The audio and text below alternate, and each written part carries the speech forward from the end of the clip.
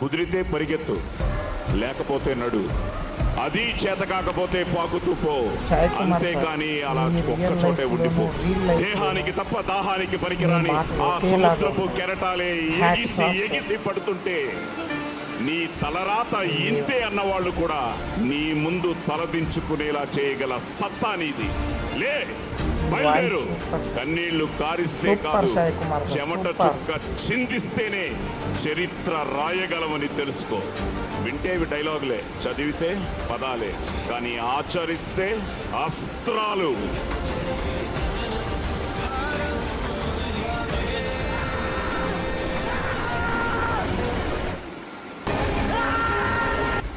కుదిరితే పరిగెత్తు, లేకపోతే నడు.